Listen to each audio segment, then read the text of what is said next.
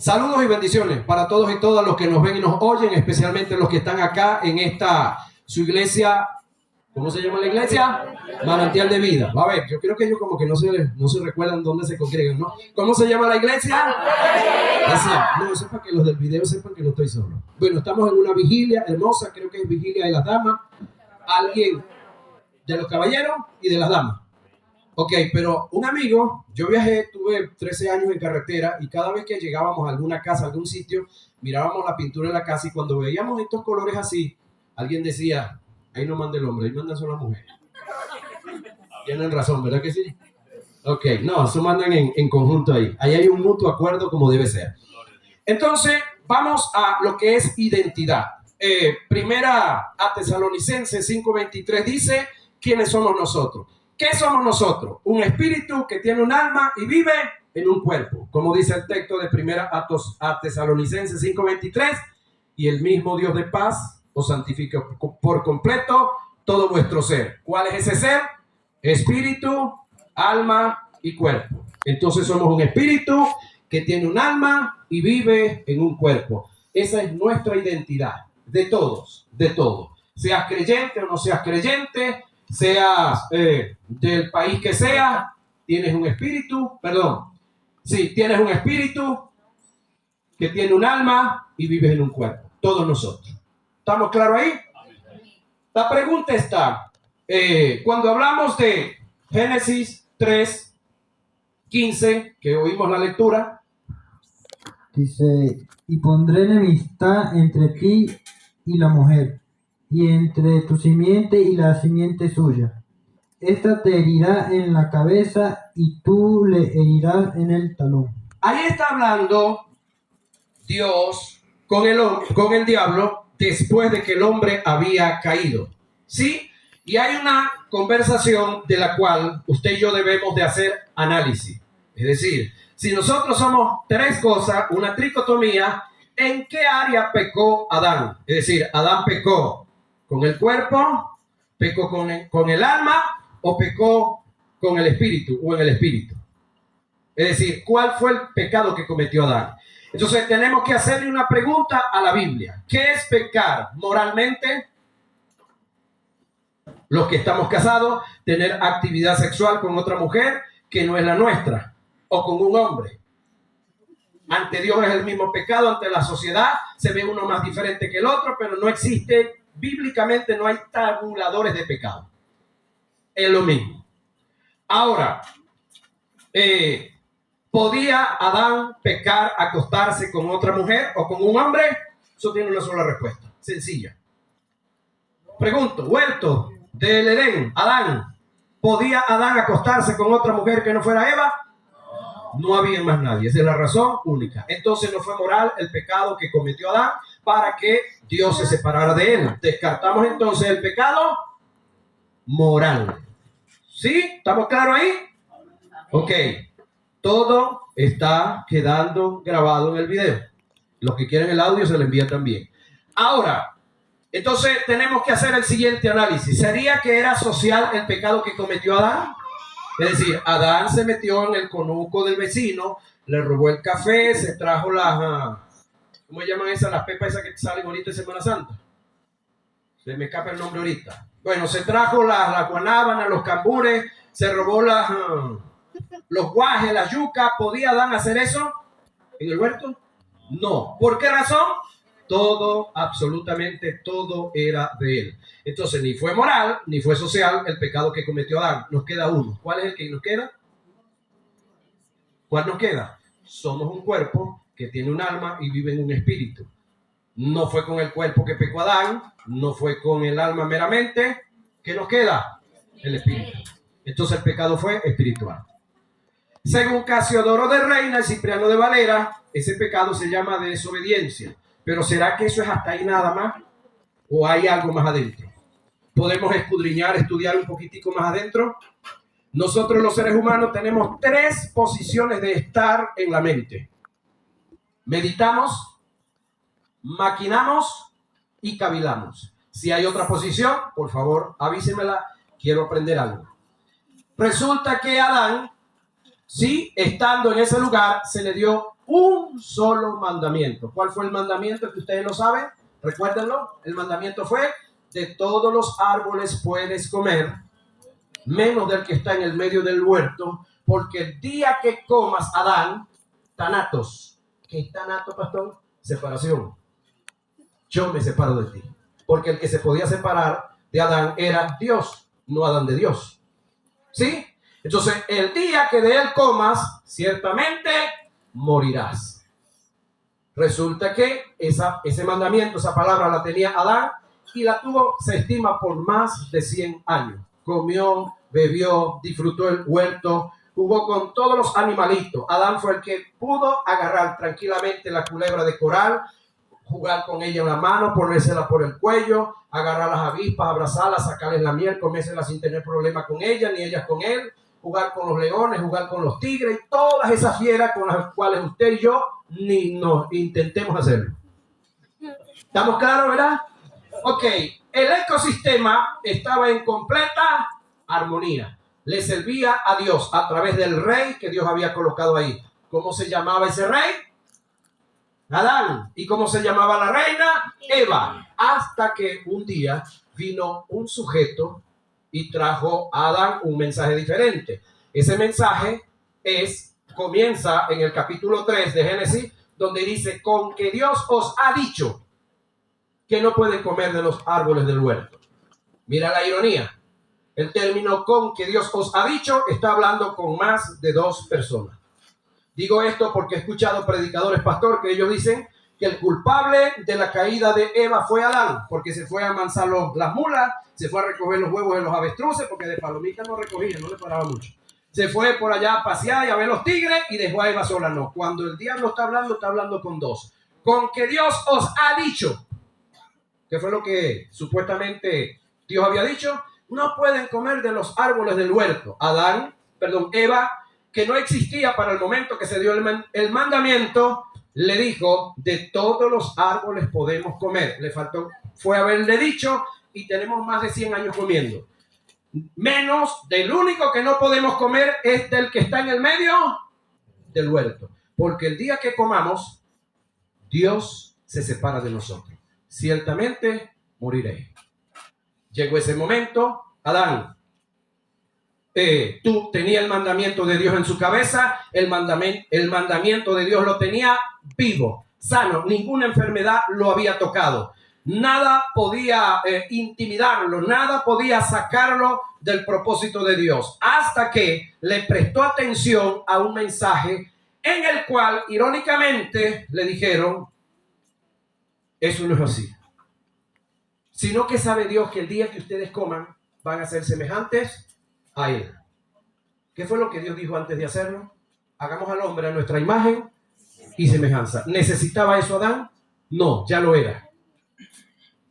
Y conocerán el bien. Pregunto, ¿conocían el bien? Era lo único que conocían. Y por fin dice una verdad este animal: y conocerán el mal. Pero no le prestó atención. Ya le había soltado 2 caramelos y venían envenenados.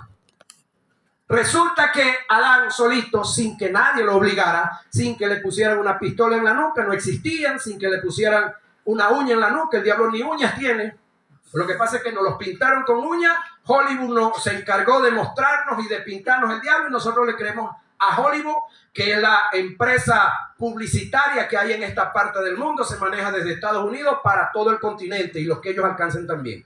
Ahora, resulta que Adán, en su estado mental, tenía el mensaje de Dios, tenía la palabra y se había mantenido firme, creyendo, viviendo, disfrutando ese mandamiento. Hasta que aquí entonces mentalmente llega a una condición que se conoce cavilar. ¿Qué es cavilar? 2 pensamientos en una misma cabeza. Pero no se puede decidir por los 2. Hay que abandonar uno para poder decidirse por uno. Resulta que abandona el pacto de Dios y se aferra a la mentira del diablo. El diablo solamente sabe hacer 3 cosas: hurtar, matar y destruir. Más nada. Hurtar no es robar, es muy diferente. matar y destruir. Resulta que Adán voluntariamente sacó la verdad de Dios y la botó. Y metió la mentira del diablo. El resto de la historia ya usted la conoce. El texto que leía mi hermano, Dios está hablando, conversando con Adán y con Eva, pero en este caso está hablando es con el diablo, luego de que ya la pareja había caído. Pero había caído ¿en qué?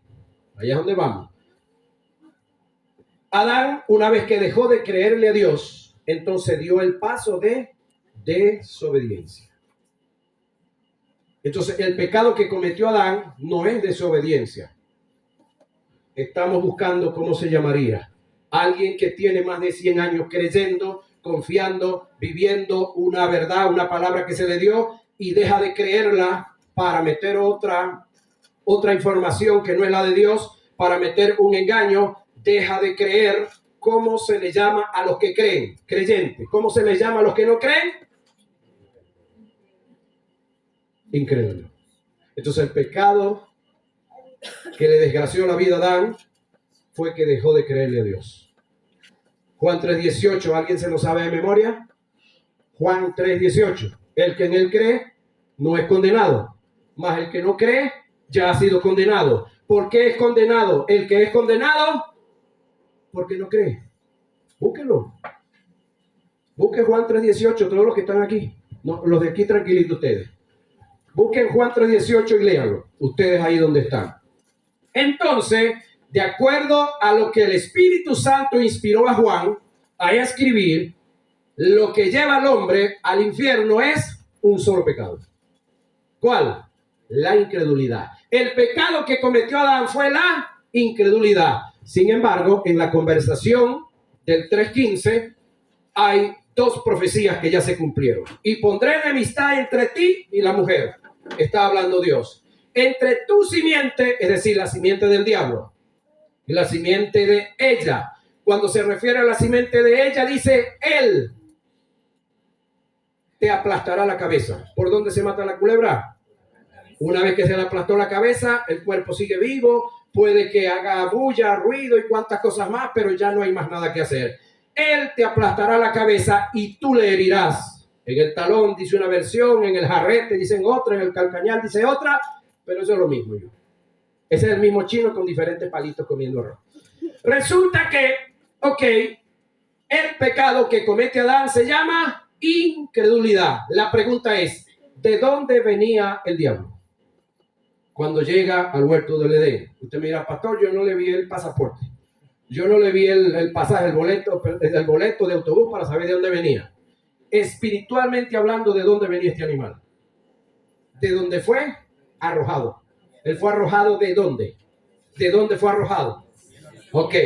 Entonces, este animal venía del mundo espiritual. Se le denomina el mundo cosmogónico, porque nosotros vivimos y habitamos en el mundo cosmológico. Por lo tanto, lo que él traía, la acción que él trajo, que produjo incredulidad en el hombre, venía del mundo espiritual. Por causa de venir del mundo espiritual, entonces ningún ser humano estaba en capacidad de quitarse la incredulidad o el pecado de encima. Y ahí es donde interviene Jeremías 2:22. ¿Cómo dice el texto? Aunque te laves con lejía y amontones jabón sobre ti, la mancha de tu pecado permanecerá aún delante de mí, dijo Jehová el Señor. Aunque te laves con ¿qué? Con lejía. Pudiéramos decir ahorita cloro. ¿Sí? Y amontones jabón. La mancha de tu pecado no podrá ser quitada. Siempre estará patente. Ahí es donde esto choca, pastor, con el caso del ciego Bartimeo, del cual por años nos han dicho que cuando Jesús lo llamó, el ciego arrojó la capa. Y la capa, según los intérpretes que nos enseñaron a nosotros, y después nosotros nos pusimos a hablar lo mismo, nos dijeron que era el pecado, pero ya va. El pecado se lo puede uno quitar.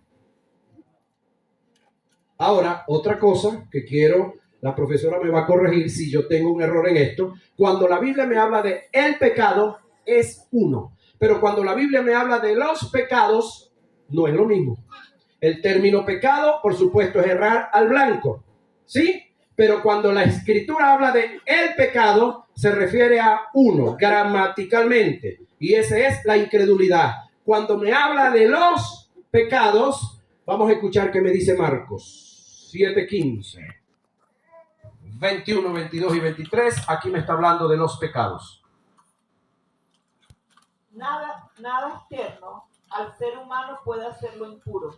Lo que realmente hace impuro a uno es lo que sale del corazón. ¿Y qué será lo que sale del corazón? Nos lo van a decir en el 21, 22 y 23. Sale del corazón, no del infierno, no de la mente de los demonios, del corazón suyo y del mío. Así que seamos responsables. ¿Qué es lo que Nietzsche dijo en italiano? Sí, 21, 22 y 23. Primera de Juan 3:8.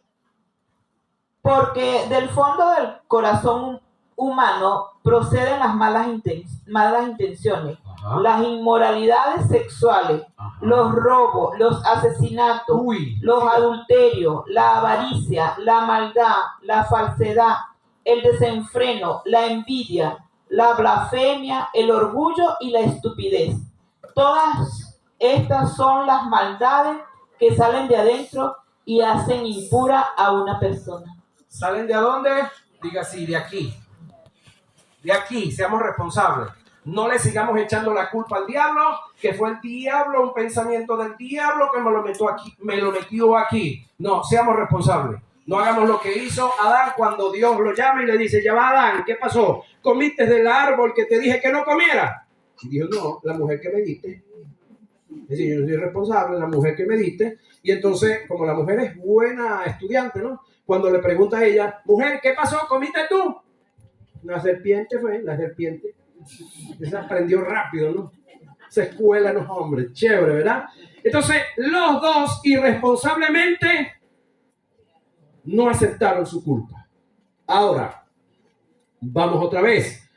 El pecado es uno, vino de origen espiritual. Lo introdujo el diablo. Origen espiritual, lo introdujo el diablo. Los pecados son de origen psíquico, de la psique, de la mente, del alma, sucia, corrompida. Nacen de nosotros. Cuando están en nosotros se llaman pecados de omisión. Pero cuando los engordamos, los alimentamos y los sacamos a pasear, se llaman pecados de comisión. Porque se cometen. ¿Sí? De omisión, están adentro. Como la ponzoña en la pata del colmillo de la culebra. O en la pata de la puya de la avispa. Ahí adentro no hace daño. Pero una vez que se inocula, hace mucho daño. Porque a usted se le para una avispa y no lo pica, todo el mundo quieto, todo el mundo tranquilo. Pero el animal lo pica, usted de una vez le dan el manazo. ¿Verdad que sí? Ok. Ahora, vamos a ver si el pecado sigue vigente, si el pecado todavía está patente, si cómo nos libramos o si no nos hemos librado de el pecado, de la incredulidad. Ya les dije que el pecado es uno y se llama incredulidad. ¿Consiguieron por ahí abajo Juan 3:18? Juan 3:18 lo consiguieron por aquí abajo. ¿Alguien lo consiguió? ¿Lo leyó? ¿Qué dice? Lo que yo dije, no. Diga usted lo que dice ahí usted. Léalo, dele, sin miedo. El que en él cree no es condenado, pero el que no cree ya ha sido condenado. Ajá. Porque no ha creído en nombre del unigénito. El unigénito Hijo de Dios. Ahora le aclaro algo. Eso lo inspiró el Espíritu Santo, lo escribió Juan. Yo no había nacido, no tengo culpa de eso. Yo estoy repitiendo lo que está escrito ahí. ¿Estamos claros ahí, verdad? Amén. Vamos a ver qué dice Primera de Juan 3:8. En cuanto a el pecado, Primera de Juan 3:8. ¿Será que usted todavía está en pecado? ¿Yo estoy todavía en pecado? Vamos a ver qué dice la Biblia. Juan también, el apóstol. El que practica el pecado es del diablo, porque el diablo peca desde el principio. Ajá. Para esto se manifestó el Hijo de Dios, para deshacer las obras del diablo. Vuelvo a leerlo lentamente, no se asuste, no esté nervioso, no cunde el púnico, todo normal, no se me come una letra. Dice, el que practica el pecado es del diablo. Ajá, el que practica. ¿Qué es practicar? Hacerlo constante, hacerlo siempre, siempre estarlo haciendo, ¿sí? Ajá, el que practica el pecado. no dice los pecados. Gramaticalmente es uno. Y se llama incredulidad. ¿Sigue leyendo? Porque el diablo peca desde el principio. Desde el principio que se reveló en el mundo espiritual. ¿Sigue leyendo? Para esto se manifestó el Hijo de Dios. ¿Quién es el Hijo de Dios? ¿Alguien me puede decir? ¿Quién es el Hijo de Dios? Jesucristo. ¿Sí? Jesús el Mesías. Jesús el Cristo. Jesús el Nazareno para algunos. Jesús el palestino para algunos ahorita, hablando políticamente, ¿no? Sin embargo, ni Palestina existía para decir que era palestino. Ok, entonces alguien decía en estos días, pero es que Martín Lutero era alemán. No, Alemania no existía. Alemania existe ahorita. No se puede decir que Martín Lutero era alemán. Ah, que él nació en un territorio que ahora le pertenece a Alemania. Eso es otra cosa, señoras y señores. Aprendamos a hablar. Ok, ¿sigue leyendo? Dice, para deshacer las obras del diablo. Jesucristo vino ¿para qué? Para deshacer las obras del diablo. Díganlo todo fuertemente y contundente, para que sepan aquí que la gente está despierta, los del video, y no crean que yo estoy hablando solo aquí. ¿Para qué vino Jesús? Para deshacer las obras del diablo. Ya va, hay muchos que no lo dijeron. Por culpa de ellos vamos a repetirlo. ¿Para qué vino Jesús? Para deshacer las obras del diablo. Ahora la pregunta es, ¿cuáles obras del diablo? Esa es la otra. ¿Cuáles obras ha hecho el diablo? Cuando yo estaba en el campo, muchachito, así, pequeño como él, donde no existe la luz, no hay carretera, monte allá por el Tocuyo para arriba, cerca donde está la torre, yo pensaba que de noche cantaban mucho unos animalitos que le dicen búho o brucuco, y hay unos más grandes que le dicen titirijí, y diferentes animales nocturnos. Me metía con las avispas y me picaban, porque el que se mete con las avispas le pica, ¿no? Ok. Y varias cosas más. Yo pensaba en mi desconocimiento que eso era creación del diablo.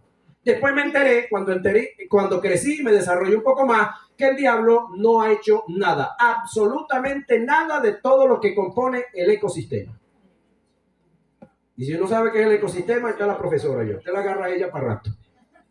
Entonces, nada ese animal ha creado de lo que compone el ecosistema. Sin embargo, la Escritura me dice que Jesús vino a deshacer las obras del diablo. La pregunta es, ¿cuáles? La que inició en el Edén. Vino a deshacer la incredulidad que produjo las muertes, tanto la espiritual como la física. A eso vino Jesús. Ahora la otra pregunta es, ¿lo logró? ¿No le pasó a Jesús como le ha pasado a usted muchas veces? Que usted se va para el banco a abrir una cuenta o a arreglar un problema que tiene en la cuenta o a depositar un dinero y no puede hacerlo. Y se tiene otra vez que venir a esperar no sé cuántos días para volver. O se fue a retirar un documento en algún sitio y no logró hacerlo. ¿Cree usted que Jesús vino a deshacer las obras del diablo y las deshizo o no logró?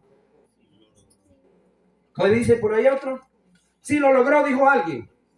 ¿Alguien puede decir que no lo logró? Ellos no vinieron esta noche, esos son los que no vinieron. Ajá. Entonces, ellos sabían que íbamos a hacer esta pregunta y por eso no vinieron, no estaban seguros. Entonces, ¿cuáles obras? El pecado que produjo las muertes. ¿Cómo hizo Jesús para destruir el pecado? Por medio del sacrificio sustitutivo que se dio en la cruz del Calvario, por usted y por mí. Él fue cargado de pecado. Dice el texto sagrado, al que no conoció pecado, lo hizo pecado. ¿Para hacer de nosotros qué? La justicia de Dios en la tierra. Entonces lo que Jeremías dice, que no se podía quitar con lejía, ni con jabón, lo hizo la sangre de Cristo. Una vez y para siempre. Entonces nosotros ahora, los que estamos en Cristo, los que creemos en la resurrección de Jesús, tenemos que estar claros que de la única forma que Jesús pudo resucitar era que primero haya destruido el pecado, para luego destruir la muerte espiritual, para luego salir del infierno, venir a la tierra y destruir la muerte física. Y entonces ahora lo tenemos vivo y resucitado. Amén. ¿Amén? Amén. Entonces, pregunto ahora, ¿existe el pecado, sí o no? El pecado. ¿Existe el pecado? Qué silencio, ¿no? ¿Qué pasó? ¿Existe el pecado? ¿Sí o no? Eso es una verdad relativa, señores y señores. Sí y no. Eso es así. ¿Existe? No, aquí no existe. Entre nosotros no existe el pecado. Pero allá afuera, en los incrédulos sí existe. Porque ellos siguen siendo incrédulos. Ellos siguen siendo mundos por ser incrédulos. Pero todos los que hemos recibido a Jesús hemos muerto al pecado. Fuimos lavados por la sangre de Jesús. Fuimos vivificados, resucitamos juntamente con Cristo. ¿Usted ha leído eso? Yo lo he leído también. ¿Estamos claros ahí? Entonces fuimos libres del pecado. Amén. Nos toca guerrear con los pecados. ¿Cuáles son los pecados? Marco nos los dijo. ¿Qué es lo que dijo Marco? Que de dentro del corazón de los hombres y de las mujeres nacen los pecados sociales y morales. Nacen dentro de nosotros cuando nosotros los dejamos nacer. Pero Jesús no nos libró de los pecados. Le tengo una mala noticia. ¿Nos libró Jesús de los pecados? No. Nos los perdona cuando lo cometemos, pero no nos libró de los pecados. Hay una orden que dio el Espíritu Santo, que es el emisario que envió Jesús y que vino a hacer el trabajo de santificar a la iglesia. Porque la iglesia, al conocer a Jesús y aceptar a Jesús, deja de ser mundo y pasa a ser iglesia. Pero esa iglesia entonces ahora tiene que ser santificada. Y la respuesta la tenemos en Colosenses 3, 5, y por ahí nos vamos a extender por ahí bastante adelantico. Escuche con los oídos, párele. Ese es su pastor, escuche lo que va a decirle su pastor. Hace morir pues lo terrenal en vosotros. Como dice, que ellos lo repitan, dígalo otra vez allá para que ellos lo repitan aquí. Hace morir pues lo terrenal en vosotros. ¿Eso es con quién? ¿Conmigo, con los pastores, con los que estamos aquí arriba nada más, con ustedes no? ¿Con quién? ¿Con quién? ¿Eso es con quién? ¿Eso es con quién? ¿Qué nos pide? ¿Qué nos demanda el Espíritu Santo a través de la pluma de Pablo? Hace morir. Hacer morir lo terrenal en vosotros. Pero ya no va a decir que es lo terrenal. Sígale. Fornicación. Ay, ¿qué es eso? Impureza. Ajá. Pasiones desordenadas. Eso. Malos deseos y Ay, avaricia. Ajá. Que es idolatría. Eso es un tipo de idolatría. Ahora, los que están caminando en esa onda, como dicen los argentinos, y andan engordando ese tipo de malas acciones, dice la Biblia que son unos idólatras. Pregunto, no me la responda, respóndase usted para adentro. ¿Será usted un idólatra? No, pastor, yo no adoro muñequitos, yo no adoro estampitas, yo no tengo ninguna esfinge, yo no tengo a ningún dios, a ninguna diosa. Escúcheme, los que se mueven en esto que acaba de leer el pastor son unos idólatras, dice la Biblia. Claro, eso no pasa aquí. Eso es después de Laguneta para allá, por los lados portugueses. Siga leyendo, pastor. Cosas por las cuales la ira de Dios viene sobre los hijos de desobediencia. Sobre los hijos, no sobre los inconversos, sobre los hijos. ¿Quiénes somos los hijos? Nosotros. Siga leyendo, pastor, escuche. En las cuales vosotros también anduviste en otros tiempos. Yo también anduve. Aquí nadie se escapa, aquí nadie se escapó. Anduvimos en otro tiempo. Pero, cuando vivías en ellas. Ajá, pero ahora, siga. Pero ahora dejad también vosotros todas estas cosas. ¿Cuál es, pastor?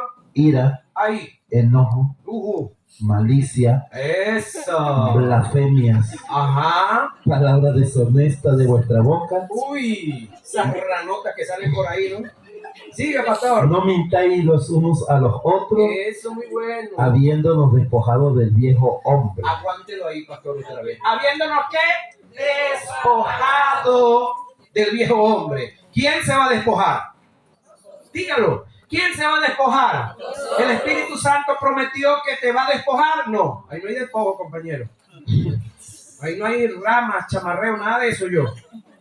Los que andaban en esos despojos, ¿se recuerdan? No. Es usted y soy yo que tenemos que ¿qué? Despojarnos. Siga leyendo. Y aquí está todo el mundo claro. Despojado del viejo hombre con sus hechos ¿Cuál es y el? revestidos del nuevo, el cual conforme a la imagen del que lo creó. ¿Y qué? Revestidos del nuevo. Pero para revestirse del nuevo, primero hay que desvestirse del... ¿Quién de ustedes llega después de todo un día de trabajo, después de echar todo un día el machete, abrir huecos, sembrar todo, y llega a la casa y se pone la ropa nuevecita y se va para el pueblo por allá a tomar refresco, con todo el olor a campamento de gorila, ¿no? La ropa nuevecita encima de toda la vieja que anda tomando checambur llena de todas cuestiones por ahí. ¿Quién hace eso de ustedes? Ninguno. Si no lo hacemos en lo natural, en lo terrenal, ¿por qué tenemos que hacerlo en lo espiritual? O en este caso no es espiritual, es lo psíquico, porque tiene que ver con el alma, tiene que ver con la santidad del alma, porque la santidad del espíritu fue un suceso, así, y la santidad del alma es un proceso, y el proceso está que usted comienza quitándose la chaqueta, después la camisa, después la franelilla, y después la franela, y después todo lo que está para abajo que usted sabe que hay. Después se baña, después se echa colonia, desodorante, y después comienza a colocarse lo interno y ¿Quién lo hace? Usted. ¿Quiénes son los únicos que están incapacitados de hacerse esto? Los que están discapacitados o psíquicamente o físicamente. Siga leyendo, pastor. Escuchen esto que viene. Se va renovando hasta el conocimiento pleno, donde no hay griego ni judío, circuncisión ni incircuncisión, bárbaro ni escita, siervo ni libre, sino que Cristo es el todo y en todos. Es decir, el hecho de que usted sea el dueño de la finca y tenga los obreros, el hecho de que usted sea el visitante, vino de por allá lejos, el hecho de que usted sea lo que sea. Es decir, para Dios todos somos igual.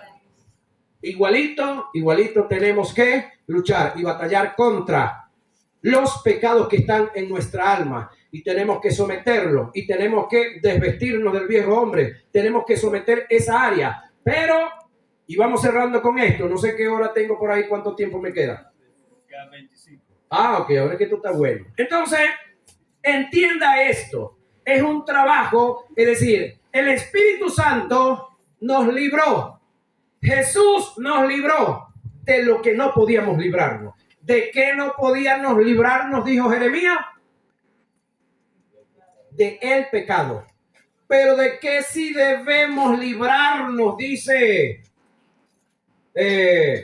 Colosenses. De los pecados. ¿Cuáles son? Nos los dijo Marco. Y de paso nos dijo de dónde salieron. Y ve la diferencia que hay entre uno y el otro. Es decir, el pecado vino de origen espiritual. Por esa razón tenía que venir uno de origen espiritual para poderlo destruir, para poderlo acabar. Y eso lo hizo Jesús. De paso, sin la ayuda de nadie. Porque cuando Jesús entra al Getsemaní, de ahí en adelante considero yo que Jesús fue cargado de pecado. Ahí el Padre lo abandonó y lo abandonó el Espíritu Santo también. Que de paso ya casi al final de su estadía en el Getsemaní, un ángel tuvo que confortarlo. ¿Por qué un ángel tiene que confortar a Jesús? Porque estaba, el término confortar quiere decir dar auxilio, apoyar, auxiliar a alguien que está a punto de claudicar en lo que se le encomendó. No la tenía fácil. Jesús era tan humano como lo es usted. Jesús era todo Dios y todo hombre. Jesús sintió todas las tentaciones que usted ha sentido. Y para efecto de Jesús, el diablo no tuvo límite. Pero para efecto suyo, sí, el diablo tiene límite. El diablo no pudo ser auxiliado por el Espíritu Santo. Pero la Biblia le dice a usted en cuanto a las tentaciones que usted no puede ser tentado más de lo que pueda resistir. Es decir, al diablo se le puso límite con usted y conmigo también. Y en usted mora el Espíritu Santo y no puede abandonarlo, no puede salirse de usted. De Jesús sí se salió el Espíritu Santo porque Él no tenía la promesa que usted tiene. ¿Cuál es la promesa que usted tiene? Él estará con vosotros todos los días hasta el fin del mundo. Ese término fin del mundo es hasta el fin de la vida suya y de la mía en el mundo. Porque el día que físicamente muramos, entonces somos llevados al seno de Abraham para luego ser resucitados y ser llevados al tercer cielo. ¿Amén? Amén. Entonces tenemos la asistencia del Espíritu. Amén. El detalle es que el Espíritu es eterno, infinito, omnisciente, omnipotente y omnipresente. 5 características y cualidades que tiene el Espíritu Santo que no la tiene ningún demonio y no la tiene tampoco el diablo ni la tendrán. Entonces, ¿cómo es que nosotros nos vamos a rendir tan fácil frente o ante los pecados? Porque le digo algo más. La libertad, una pregunta. ¿Será que Jesús, si vuelve a la tierra, lo pueden volver a apresar? ¿Lo pueden volver a crucificar? Pregunto. Hay algunos que parece que sí creen eso. Si Jesús vuelve a la tierra, ¿lo pueden volver a agarrar, a apresar y a crucificar? ¿Por qué razón? Porque viene como Dios. Cuando vino como Dios también. Esa no es la razón. Hay una sola. El pecado que le dio derecho a Dios para alejarse de él, y que le dio derecho al Espíritu Santo para dejarlo solo, y que le dio derecho al diablo para hacerle todo lo que le hizo, para que se cumpliera la segunda profecía de Génesis 3:15, él te herirá en el calcañal, para que esa palabra esa profecía tuviera cumplimiento. Jesús estaba cargado de pecado. Entonces, el que Jesús estaba cargado de pecado le dio derecho a Dios, le dio derecho al Espíritu de abandonarlo, pero también le dio derecho al diablo de matarlo, también le dio derecho a la muerte de matarlo. El detalle es que Jesús mató la muerte. Mató el pecado. Y al matar el pecado, no hay nada ahora con lo que podamos imputar a Jesús. No hay nada de lo que el diablo se pueda agarrar para atentar en contra de Jesús. Es más, es tanto así. Jesús resucitó al tercer día de haber sido sepultado. Amén. ¿Estamos claros de eso, verdad? ¿Por qué Roma e Israel, que estaban unidos, no lo agarraron de una vez? Oye, tuvo una pela que le dieron. Supongamos que estaba... al resucitar todavía le dolía todo, le dolían todos los huesos, todo, le dolía el cuerpo, no podía correr mucho, no podía andar muy lejos. ¿Por qué no lo agarraron? ¿Usted no se ha preguntado eso? Pregúnteselo. Dijo un amigo mío, piense que pensar no duele. ¿Sabía usted que el cerebro de nosotros no duele? Lo que duele es la pleura. Es como una tela que cubre el cerebro. Eso es lo que duele, pero el cerebro es una masa que no duele. Por eso usted puede pensar todo lo que quiera y no hay problema con eso. El problema es que usted se frustra pensando tonterías que no tienen desarrollo de nada. Ahí es donde uno se frustra, porque te pones a pensar estupideces, cosas que no tienen sentido. Pero piense cosas que tienen sentido y usted no va a tener problemas con nada. Ahora, tenemos el caso que que el pecado ya no existe. Por lo tanto, Jesús no puede ser asesinado una vez más. Cuando tú lees el libro de Hebreo, dice que con un solo sacrificio hizo perfecto para siempre a los santificados. Ahora pregunto yo, ¿ustedes ven el tamaño de pastor que tienen, verdad? Ok. Si le sacamos una gota de sangre de la oreja y le sacamos otra del dedo gordo del pie, que también lejos yo, uno el otro, y llevamos esa sangre a un laboratorio para hacerle una prueba de sangre, ¿dónde cree usted que tiene más mala sangre él? Más hemoglobina, ¿en la oreja o en el dedo gordo del pie? Entonces usted aplica la ciencia aquí. Bueno, si la hemoglobina es liviana, debe estar en la oreja porque se va para arriba. Pero si es pesada, debe ser en el pie. No, ni es liviana ni es pesada. Quiere decir que en la oreja tiene que tener la misma cantidad de hemoglobina que en el dedo gordo del pie. Amén. Pero agarramos a otro de entre nosotros. No agarra a Hipólito. Le sacamos un pedacito de hueso en la frente. Y le sacamos un pedazo de hueso del dedo gordo del pie y lo llevamos a un laboratorio. A ver dónde tiene más calcio. ¿Dónde creen ustedes que tiene más calcio? ¿En la frente o en el dedo gordo del pie? Pregunto. Hermano, nosotros no somos enfermeros. No, sí, pero uno sabe hacer. Hay muchas cosas que uno sabe sin ser enfermero, ¿no? ¿Sí? ¿Dónde cree usted que tendría más calcio? Igual. Escúchenme. Lo que viene ahora. Son dos verdades paralelas para que me entiendan lo que ahora viene. Jesús es la cabeza de la iglesia. Vuelvo a preguntar. Jesús es la cabeza de la iglesia. Amén. Usted es el cuerpo de la iglesia. Amén. Lo que tiene la cabeza lo tiene el cuerpo. Amén. Si el cuerpo pertenece a la cabeza y la cabeza pertenece al cuerpo, sí. ¿Tiene lógica eso o no tiene? Si a Jesús no lo pueden matar espiritualmente, ¿a ti sí? Si Jesús no puede morir espiritualmente, tú y yo tampoco. Tú y yo tampoco. Así tú no entiendas lo que te estoy diciendo en esta noche, así tú no lo quieras creer, ¿qué puedo hacer yo? Decirte la verdad, aunque no la captes todavía. El término apocalipsis quiere decir quitar el velo, ¿sí? Develar, mostrar lo que está ahí, así usted lo entienda. ¿Cuántos hemos leído el libro de Apocalipsis y tantas cosas que hay ahí que todavía no entendemos nada? Dios no lo dejó para que lo entienda, lo dejó para que lo lea, lo estudie y lo crea. Amén.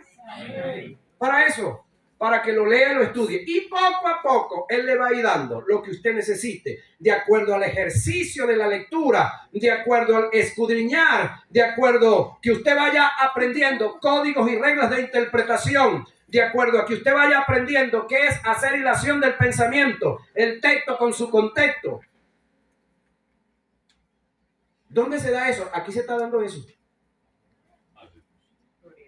Estudiar el texto con su contexto, no sacar el texto por las greñas y hacerle mi propia interpretación. No. El texto que usted lee tiene un texto que lo antecede y uno que le sucede. Y no están divorciados. ¿Sí? No están molestos. El verso, por decir algo, el verso 3 tiene un 1, tiene un 2 y tiene un 4 y de ahí para adelante hasta donde le colocaron un número. Y usted tiene que, para entender el 3, tiene que leer el 1, el 2 y de ahí para adelante leer también varias cositas. Eso se llama hacer exégesis. Eso se llama estudiar el texto con su contexto. Eso se llama estudiar Biblia, no leer Biblia meramente. Y agarrar como algunos que dicen, Señor, quiero que me hable. Y agarran y mueven la Biblia para allá y para acá y de repente la abren así con los ojos cerrados y ponen el dedo, Señor, háblame aquí. Entonces llega y la abren. Y dice, y Judas fue y se ahorcó. No, señor, eso no lo quiero. Sino que tú dijiste donde pusiste el dedo. Así le ha pasado a varios porque no quieren estudiar, sino que quieren estar leyendo Biblia así al azar, flojamente. ¿Están aquí o se fueron? Ahora, cuando los hombres y las mujeres, por alguna circunstancia, caemos en algún tipo de los pecados sociales y morales, ¿qué hay que hacer? ¿Votarlos? ¿Correrlos? La Biblia dice que el que confiesa su pecado y se aparta alcanza misericordia. ¿Usted lo ha leído? Practíquelo entonces. Todo. El que confiesa su pecado y se aparta alcanza misericordia. Pero el que no lo confiesa, el que tiene el Espíritu Santo que sacarlo por allá en una reunión, en un culto, o mandarle un profeta a Natán y echarle un cuento tan bonito como se lo echaron a David, entonces para ese no hay misericordia, tiene que disciplina. ¿Están aquí o se fueron? Pero pregunto, si alguien es sorprendido en pecado, ¿qué dice la Biblia que hay que hacer? ¿Divulgarlo por todas las redes? ¿Tomar video mientras él está declarando y confesando y publicarlo por todos los sitios? ¿Sabes que hay un pastor que en un día estaba orando, dándole gracias a Dios porque había tenido un día muy bueno, muy chévere, por la santidad que tenía, le daba gracias por sus hijos, le daba gracias por la esposa y por todo su entorno familiar? Y Dios, mientras él está en aquella oración de acción de gracia, le dice, por decir algún nombre, Rumildo, Señor, si un hijo tuyo llegara a meterse homosexual, tú lo subirías por las redes, tú lo publicarías, tú lo perseguirías, tú lo pondrías en disciplina públicamente en toda la iglesia. Y le dijo, no, Señor, ese es mi hijo. ¿Y por qué lo haces con los míos? ¿Están aquí o se fueron? ¿Por qué lo haces con los míos? Porque no es hijo tuyo, porque no es tu hermano. O porque no lo ves como tu hermano, porque no deja de ser tu hermano. Hijo si no es, pero no deja de ser tu hermano. Vamos a ver qué dice Pablo. Gálatas, capítulo 6. Hermanos, si alguno fuere sorprendido en alguna falta, vosotros que sois espirituales, ¿Los qué? restaurarles. ¿Quiénes son los que van a hacer eso? Los Vosotros. espirituales. ¿Quiénes serán eso? Siga leyendo, hermano. A restaurarle con espíritu de mansedumbre, considerándote a ti mismo, no sea que tú también seas tentado. Vamos a volverlo a leer pacientemente, Ajá. hermano, tranquilo, no estamos apurados. Nos vamos ya casi a la una de las palabras que termine de hablar, ¿no? Dice, Vuelvo a leerlo tranquilo. hermanos, Escuche eso. dice, hermanos, ¿Eso es con quién? Diga conmigo. Eso es conmigo, diga. hermanos, si alguno fuere sorprendido en alguna falta, vosotros que sois espirituales, ¿Quiénes son esos? restaurarle Tres, ¿no? con espíritu de mansedumbre. Corra, lo dice ahí. No, Patelo. Publíquelo. Dígalo todo el mundo. Restaurarle. ¿Con qué? Restaurarle. ¿Con qué? Restaurarle. ¿Con qué? Restaurarle. ¿Con qué? Son tus hermanos y son mis hermanos. Nosotros podemos caer en pecados sociales y morales, pero de lo que sí no podemos caer más nunca, los que de verdad hemos nacido, es en el pecado. Más nunca podemos ser incrédulos. Adán pudo dejar de ser creyente y pasar a ser incrédulo, pero eso para nosotros ya no tiene marcha atrás. ¿Sabía usted que la unión hipostática de las dos naturalezas, la divina y la humana, es decir, el verbo se metió en el vientre de María para que naciera uno llamado Jesús? Eso se le conoce como la unión hipostática de las dos naturalezas, la naturaleza divina y la naturaleza humana. Esa unión es indisoluble. ¿Cómo dijo? Indisoluble. Aunque Cristo quisiera volver a ser el verbo, no podrá hacerlo. ¿Cómo? Aunque Cristo quisiera volver a ser el verbo, no lo puede ser. Por lo tanto, pastor, hay una canción por ahí que hay que corregir. Que el ángel de Jehová nos acompaña. No, quien nos acompaña es el Espíritu Santo. El ángel de Jehová fue una teofanía de el verbo. Eso se dio en el Antiguo Testamento. Pero una vez que el verbo se hizo carne, nace Jesús. Esa es una unión que no tiene marcha atrás. Al igual que una vez que tú conociste a Cristo Jesús, una vez que le entregaste tu vida y se dio el milagro que habla primera a Corintios 5:17, de modo que si alguno está en Cristo, nueva criatura es. Las cosas viejas pasaron. He aquí todas son hechas nuevas. Nadie tiene marcha atrás si de verdad nació de nuevo. El detalle es que muchos de los que pasaron y los hicimos hacer la oración que ellos hicieron, ninguno estaba creyendo, ninguno conocía, y por lo tanto tuvo unos días ahí y se fue. Las emociones no transforman a nadie. Las emociones no le cambian conducta a nadie. Tenemos gente en el mundo que no son cristianos y moralmente son intachables, socialmente son intachables, pero son incrédulos, van camino al infierno.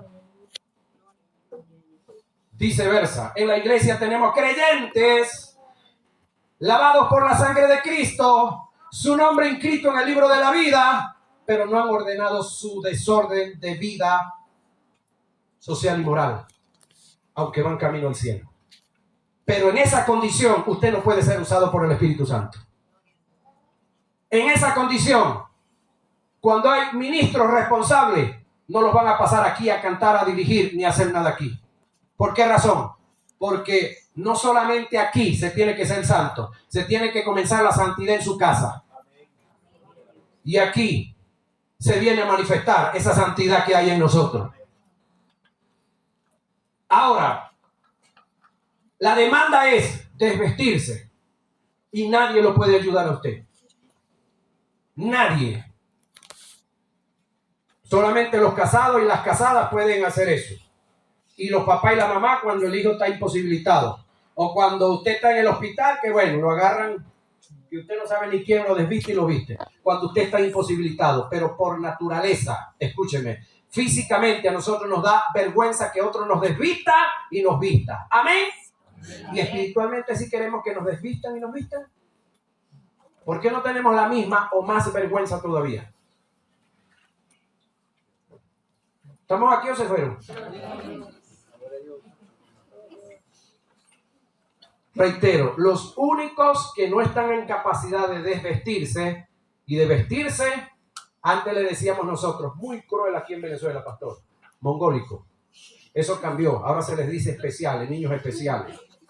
Y así como hay físicamente niños especiales, tenemos en la iglesia, decía un pastor, hermanos carretilla. ¿Por qué hermanos carretilla? Porque la carretilla hay que cargarla, y donde usted la dejó, ahí se quedó. No, hermanos, que no me vinieron a buscar más. Es que no me trajeron en la moto. Es que no mandaron el burro a buscarme. Ya va. ¿Tú eres un hermano carretilla entonces? ¿Te tienen que cargar carretillado para allá y para acá? Eso no vinieron hoy, ¿verdad? No, eso no vinieron hoy. Los que vienen para acá, ellos tienen su motor, van y vienen. El que no tiene moto se viene a pie o se busca la colita por allá. Se arregla rápido para que el hermano, cuando él se va a venir, hermano, me llevas, ¿oíste? Bueno, yo me voy a las 7 en punto. 10 minutos antes ya está en la casa. Entonces el hermano dice, vale la pena. No otro que de repente le dice, hermano, yo quiero que me lleves. Bueno, me voy a las 7 en punto. Y él llega a las 7 en punto. Hermano, ¿qué pasó? Estoy calentando el agua, hermano, para después bañarme. Déjelo, hermano, déjelo. Para la próxima que llegue temprano. Entonces, ¿estamos aquí? Pregunto, ¿usted está en pecado todavía? Fuimos libres del pecado. Que cometemos pecado es otra cosa. Cometemos pecado, pero cuando los cometemos, ¿qué tenemos que hacer?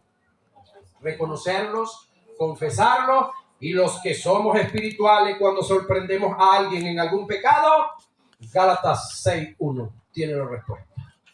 ¿Qué hay que hacer? Restaurar. ¿Qué hay que hacer? Restaurar con mansedumbre. Mira esto. Con mansedumbre se tratan los pecadores, pastor. Pero el pecado, Jesús en la cruz no lo trató con mansedumbre. Eso lo vamos a ver en la próxima materia que viene pronto. Dios se descargó con toda su ira sobre el pecado. El problema es que el pecado estaba sobre Jesús. ¿Y quién crees tú que se chupó toda la ira de Dios? Por amor a ti y por amor a mí. Y después de todo lo que hizo Jesús, encima entonces viene alguien a decirme a mí que lo que Jesús hizo en la cruz del Calvario es como pagar la cuota inicial de mi salvación, y yo tengo que pagar los giros a punta de ayuno, de oración, de pactos y cuantas más vagancias que se han inventado los predicadores.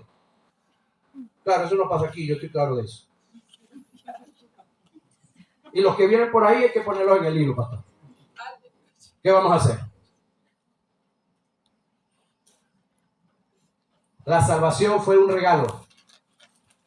Para mí no tiene costo, no tuvo ni tendrá, pero la santidad práctica sí. Hay que desprenderse de cosas que queremos mucho. Voy cerrando con esto. Pastor, un hombre llegó donde el maestro y el pastor de una iglesia, y el hombre le llegó muy acongojado, muy triste. Le decía, maestro, mire, yo quiero que me ayude. Yo quiero que ore por mí. Y le dice, ay, ¿cuál es el problema?